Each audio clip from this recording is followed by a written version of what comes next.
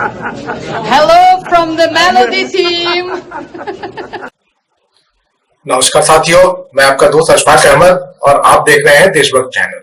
अभी 3 दिन पहले G7 की मीटिंग थी इटली में और मोदी जी फट से इटली चले गए उड़ के। और वहां पर आपने देखा कि क्या चल रहा था। तो वहां की पीएम है इटली की, मेलोनी, जॉर्जिया मेलोनी, उसके साथ में सेल्फी खींच रहे हैं, दोनों गलबैया कर रहे हैं। और यहाँ पर भक्त लोग वाह वाह वाह वाह भाभी भाभी बोलने चालू कर दिए, क्योंकि मेलोनी ने एक पोस्ट किया था, कहा था melody team, high from melody team. तो मेलोनी और मोदी का जोड़ के इस तरह से एक हैशटैग बना के उन्होंने पोस्ट किया था और यहाँ भक्त लोग पागल हुए जा रहे थे। अब बताइए कि मोदी जी वहां पर जो बोलते हैं ना कि बेगाने शादी में अब्दुल्ला दीवान, तो मोदी जी वहां पे क्या करने गए थे? G7 में भारत है क्या?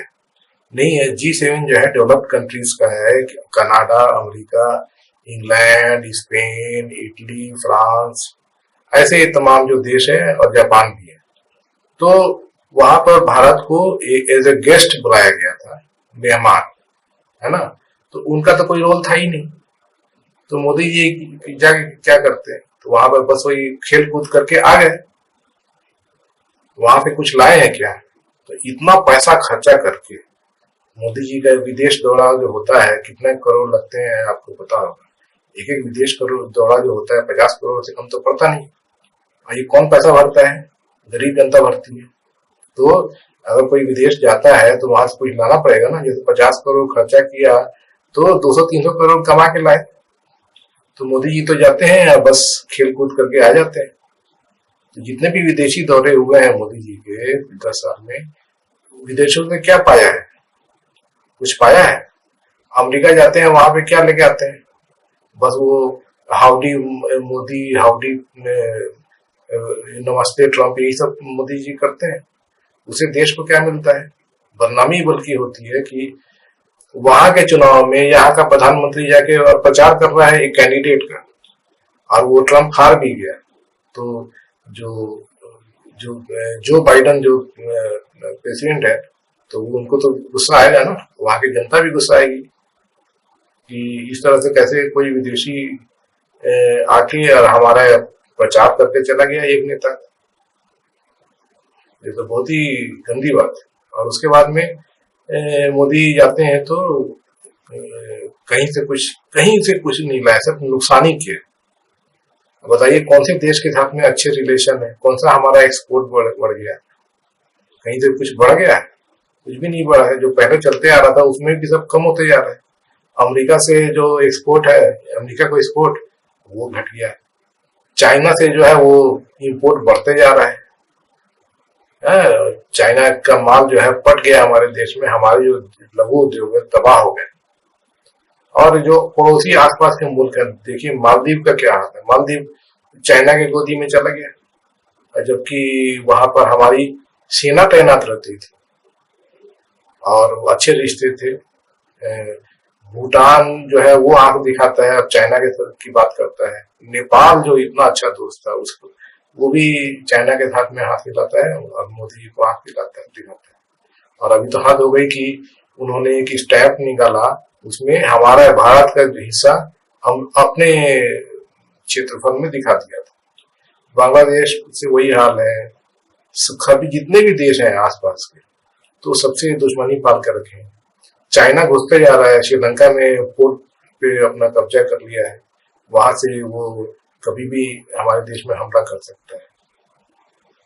और मालदीव में तो अब वहां से इंडियन आर्मी को खाली करवा दिया गया है और हमारे देश के लोग जो हैं उनको भी आने की, अब जाने की वहां जरूरत नहीं है।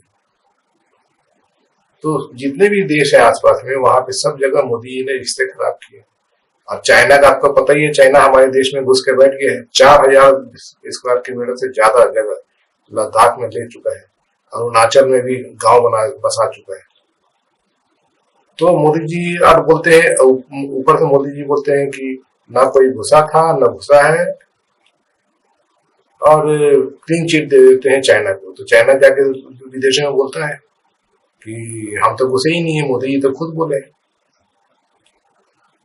तो ये पूरा हिसाब किताब मोदी जी का दिखता है। मोदी जी तो मतलब कि पूरी तरह फेल है और देश का नाम जो है डुबाते हैं। मोदी यहाँ डंका पीटते हैं ना कि मोदी जहां जाता है तो वहां पे मोदी मोदी होता है, कुछ नहीं होता है, मोदी जी का नाम से नहीं होता है। वो तो नेहरू और गांधी के नाम से हमारा देश जाना जाता है विदेशों में।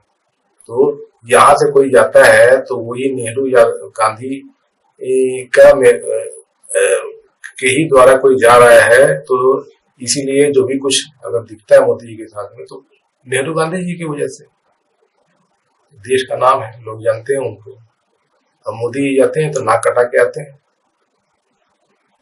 तो ये ऊपर से इतना ताम झाम और इतना मतलब पूरा पैसा डुबाते हैं। इतना विदेश यात्रा की है, इतना पैसे डुबाए, कुछ सब मिला के मोदी जी विदेश यात्राओं में 700-800 करोड़ से ज्यादा खर्चा कर चुके हैं और हर जगह नुकसान ही करके आते हैं।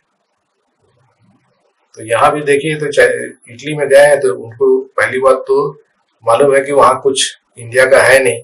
वो इतना पैसा खर्चा करके जाएंगे, वहां से कुछ लेके आने वाले हैं नहीं, तो जाने की क्या जरूरत थी भाई। और अब मोदी जी का तो वैसे भी आप देखें कि ग्राफ गिर चुका है।